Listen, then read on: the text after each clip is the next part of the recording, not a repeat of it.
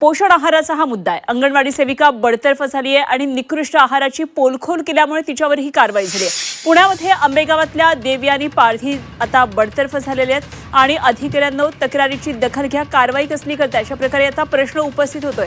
पुण्यामध्ये आंबेगाव इथे एका अंगणवाडी सेविकेनं अंगणवाडीतल्या पोषण आहाराच्या निकृष्ट दर्जाबाबत व्हिडिओ बनवला।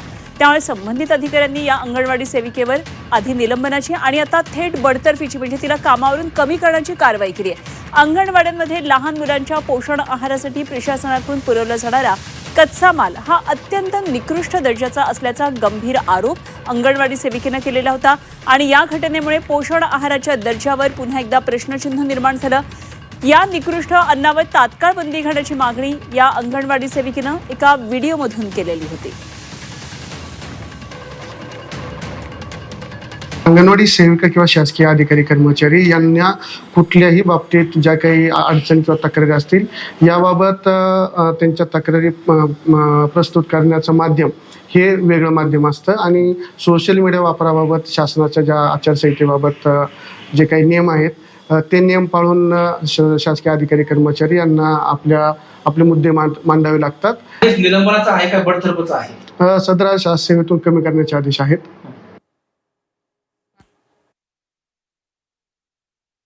मला शासनाला एकच विनंती आहे की जो तुम्ही आम्हाला फेडरेशनचा आहार देताय ना तो थोडा द्या, पण चांगल्या प्रतीचा द्या, चांगल्या दर्जाचा द्या। असा हा निकृष्ट दर्जाचा माल नका देऊ आमच्या मुलांना।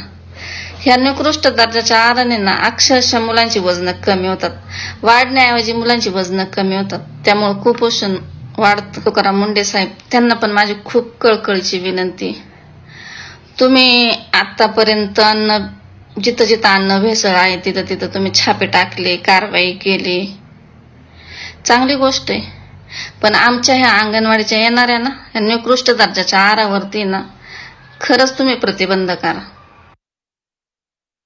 की मला वाटलं चला आपल्या मुलांना कुठंतरी चांगला आहार यावा, कुठंतरी त्यांना चांगला खाऊ मिळावा, ह्या माध्यमातून मी तो व्हिडिओ तयार करत असन तर ह्यातनं माझं काय चुकलं की जेणेकरून ICDSच्या अधिकाऱ्यांनी मला अंगणवाडीतून कायमस्वरूपी कामावरून काढण्याचं नोटीस काढताय। माझं चुकलं असेल तुम्ही जरूर नोटीस काढा। आज मी माझ्या मुलांच्या आहारावरती प्रश्न मांडते आणि तुम्ही मला आज कामावरून कमी काढण्याचं नोटीस काढताय। तर या सगळ्या गंभीर प्रकारावर झी24 तासने काही सवाल उपस्थित केलेत। हे सवाल काय ते आपण पाहूया। निकृष्ट आहाराबाबत प्रश्न विचारणं हे चुकीचं आहे का? अधिकाऱ्यांना व्हिडिओची दखल का घेतली नाही? व्हिडिओची दखल घेण्याऐवजी बडतर्फी कशासाठी? FDA आयुक्त तुकाराम मुंढे याकडे लक्ष देणार का?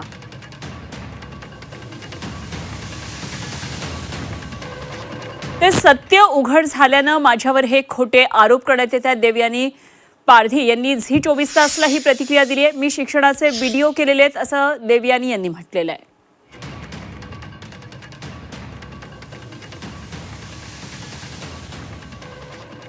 आंबेगाव तालुक्यातील एका अंगणवाडी सेविकेने शालेय पोषण आहार जो काही अंगणवाडीचे विद्यार्थी आहेत त्यांच्यासाठी दिला जाणारा आहार हा चांगल्या दर्जाचा द्यावा अशी एक मागणी केली होती आणि सोशल मीडियावरती त्यांनी तसा व्हिडिओ टाकला होता आणि त्यानंतर खरं तर रेश्मा उर्फ देवयानी पारधी यांचं निलंबन झालं। त्यांच्या आरोग्याशी खेळ होऊ नये म्हणून मी तो व्हिडिओ केला होता। तर तो व्हिडिओ केला मी टाकला। मी मान्य करते की आता माझ्यावरती काय आरोप लावले गेले की तुम्ही शासकीय इमारतीचा, शासकीय पदनामाचा, शासकीय याचा वापर केला।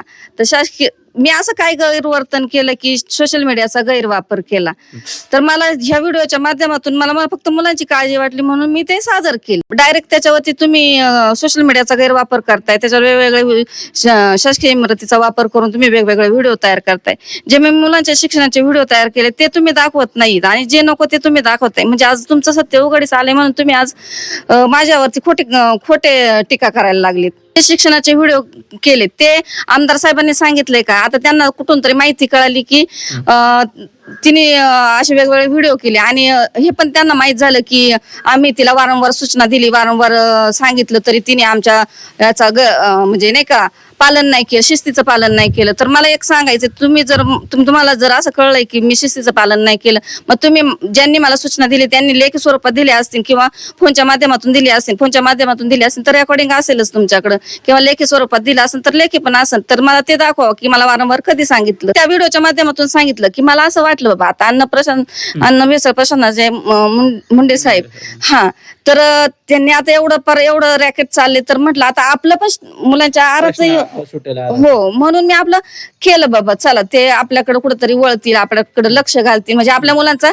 चांगला आहार येईल, ह्या उद्देशाने मी तो व्हिडिओ केला होता. मला कशाला कुणाच्या विरोधात जायचं आणि काय करायचं. राज्याच्या राजकारणात एकच खळबळ उडालेली आहे. मात्र ते या पुढच्या काळात देवयानी पारधी यांच्यावरती पुढच्या काळात सरकार काय प्रक्रिया करतं, कारवाई मागे घेतं का हे पाहणं सुद्धा महत्वाचं असणार आहे. Hemant Sapude, Zee media, Ambegaon, Pune.